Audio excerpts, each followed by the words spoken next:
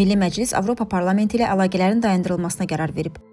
Mayın 1-də verilən bəyanata görə Parlament Avropa İttifaqı Azərbaycan Parlament Əməkdaşlığı Komitəsində iştirakını dayandırır və Avronest Parlament Assambleyasındakı üzvlüyünə xitam verilməsi üçün prosedura başlayır. Qərarlara səbəb kimi Avropa Parlamentinin aprelin 30-da qəbul etdiyi qətnamə göstərilib. Həmin sənəddə Ermənistana dəstək ifadə olunmaqla yanaşı, Azərbaycanda saxlanılan ermənilərin azad edilməsi və qaçqınların geri qayıtması tələb edilir.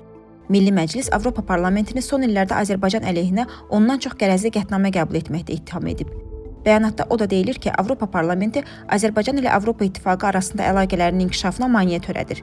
Avropa Parlamenti məhz Azərbaycanla bağlı sonuncu dəfə ötən il dekabrın 18-də qətnamə qəbul edib. Həmin qətnamədə Azərbaycanda 400-ə yaxın siyasi məhbusun olduğu vurğulanır və Avropa İttifaqından Azərbaycana sanksiyalar tətbiq etməsi tələb olunur.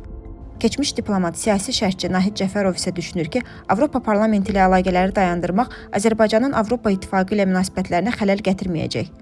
Stat: Azərbaycanın onsuz da Avropa Parlamenti ilə münasibətləri heç zaman normal olmayıb. İlham Əliyev Avropa institutları ilə işləməkdə maraqlı deyil. Çünki bu institutları neft-qaz deyil, insan hüquqları daha çox maraqlandırır.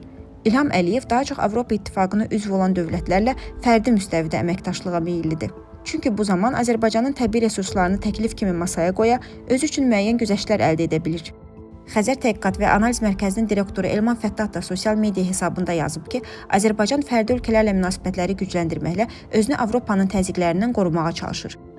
Sitat: Bu strategiyanın əsas məqsədi ondan ibarətdir ki, Avropa İttifaqı daxilində Azərbaycan rejiminə qarşı vahid mövqe formalaşmasın. Çünki Avropa İttifaqında sanksiyaların tətbiqi üçün konsensus, yəni bütün üzv ölkələrin razılığı tələb olunur. Əgər bəzi ölkələr Azərbaycanla sıx enerji və iqtisadi əməkdaşlıq içindədirsə, onların sanksiyalara razılaşması çətinləşir.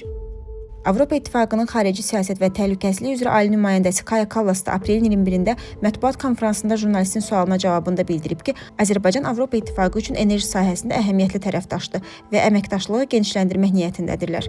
Azərbaycan hazırda Avropa İttifaqına üzv olan 10 ölkəyə təbii qaz ixrac edir. Bu əməkdaşlıq Avropanın Rusiya qazına tələbatı azaltması fonunda genişləndirilib.